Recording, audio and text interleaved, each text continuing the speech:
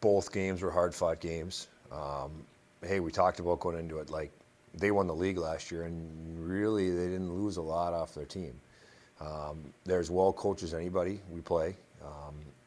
And on Saturday's game, I was really encouraged with our mental toughness. Like I don't know, one of the goals there's controversy on whether it should or shouldn't have been a goal. One of the goals, our guy breaks a stick and they get a breakaway. One of the goals, there's a penalty call late in the game on, maybe something that, you just hoped it wouldn't have been called at that point of the game. But we just didn't matter. We just kept coming, and we kept coming, and even when they took the lead in the game, we scored first, and then they were kind of chasing us, and then they took the lead, and we just took it right back. So, we've talked about that a lot as a group, maturing as a group and becoming more mentally tough.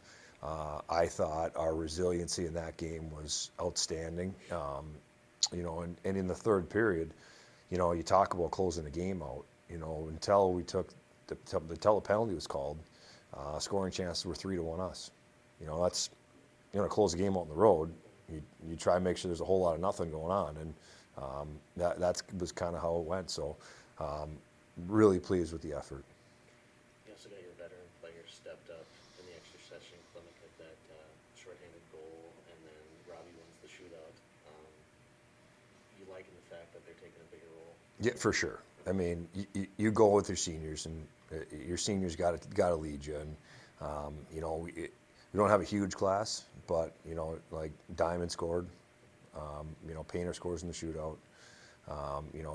He scores on Friday, scores our only goal in the power play, and then shorthanded 4-on-3. Jordan been out there for a minute. We couldn't get a change because we just couldn't get the puck out, and he skated by a guy that I think that defenseman on their team is going to play in the National Hockey League for 15 years, and Clemmy skated right by him to close the game out after being out on the rink for a minute plus. That to me is, the willingness to do what's ever required to win. And that's the mental toughness and fortitude to find that extra little bit of juice after being out there for a minute. So, and our leadership was maybe challenged a little bit after last Saturday's game, and thought they responded really well. You're recruiting guys who have the same name you do. Interesting. I know, right? That is by accident. Okay. Yes, that is by accident. It has nothing to do with anything else. But a lot of guys from the Grand Forks area. What do you see in these guys that you've signed? All the guys we've signed are hockey players. And that term gets thrown around loosely. I think there's two type of people. I think there's people who play hockey. I think there's hockey players. And we're going to have a team full of hockey players. And this is the first start with the guys that we have signed. They're rink rats, and they want to be around the ice, and they want to put extra time in, and they want to get better, and they want to be coached. And I think all those guys, they all fit into that category. Seems like the last couple of weeks, Darian Craighead's really stepped up, and he was really big for that second period on Saturday's game. What have you seen from him that seems like he's getting better with each month? He's getting more consistent. I think his talent's never a question.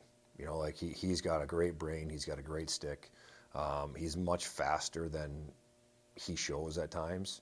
But it's the everyday grind for Darian that's been a challenge in the past. And I think, we're pushing him this year to continue, and like I've said to him, it's, you don't always have 100%. But if you got 92% today, I need 100% of that 92. And he's starting to really embrace that. One of the goals was, we changed the way we forechecked on Saturday. We made an adjustment based on what they were doing. And, Darian, when you're involved in a game and you're mentally prepared for a game, you can make the adjustment on the fly. So we make the adjustment. Darian goes exactly where he's supposed to go. Clement goes exactly where he's supposed to go. we recover the puck, and that's how Darian gets his second goal. And his first goal is a highlight reel goal, and that's the talent that Darian has. But the fact that he was as mentally dialed into that game to be able to run that adjustment on the fly and execute, score a goal, shows me that he's taken real steps in being more prepared to play a game. And Adam played pretty well. How impressed are you, given that sometimes you don't expect immediate contributions from a transfer? Like, how hard is it for a transfer guy to come in and to be as good as he's playing right now? He is playing at an elite level right now. I think he's in elite shape. He is as committed to being a hockey player as, not that all the other guys aren't, but Adam's very committed to being a player. He's very serious about his trade and serious about his craft, and I think it took him a little bit of time because he was out for a year. I'm not surprised by it. I see it in practice, and I saw it when he was at Wisconsin. I thought, wow, that kid's going to be a good player. When you watch other teams, stand on the other bench, I went, oh, you know what? Because their program had kind of taken a little hit there, and he was part of like that first class with Hughes and some of those guys that I thought, you know what? They're getting this turned again. So I've always appreciated his game. I just didn't know him as a kid, and when you get to know him as a kid, you understand why he has success, because he is about as serious about his craft as anybody that we have. What do you think Matthias did over the weekend? Really good, really good. I think you go through the goals. I think the first goal, the only goal he gave up on Friday, and the first goal on Saturday are both goals that he would like back. After that, the second goal, I mean, again, it's the controversy goal. The third goal is a breakaway he saves, and then the guy gets a rebound. That's the one where we break our stick. The fourth goal is going wide, and their guy deflects it in. So I thought he played really well. I ask you this a lot. How's Ade doing? Do you feel Better. better? Yep, he's doing better. We'll see. Still the same as he was last week. Still a day-to-day thing. Probably less week to week, more day-to-day. We're not going to over-rush anybody back, and especially before break. So, we'll see. But he practiced yesterday. What Ferris? What do you expect out of them? Well, when you play somebody for the second time, I think you got a pretty good handle on them. I've always appreciated the way that their team is coached, because they're like Bemidji. You know exactly what they are what they are, and they do it very well. So they're going to have numbers above the puck. Their goaltender's playing outstanding.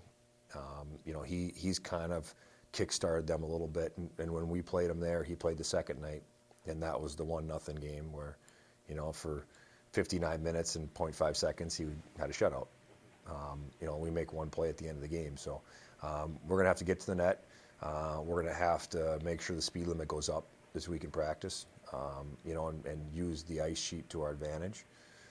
But it's going to be they're all tough. I mean, probably when I played, there was programs that if you were on a couple certain programs and you played some other guys, you just knew you were going to win. Because of the parity in college hockey now, there's no easy games. So they're all challenging in their own right. Mitch Maloney's been on fire for them. He was the WCHA Player of the Month. I think he's got 15 or 14 goals already. So we're going to have to pay attention to him. They're a little bit of a veteran team up front where they got some guys who can make some, have scored in over the past history of their college performances. So it's going to be, it'll be a good test for us to finish the first half and be in a really good spot if we play well.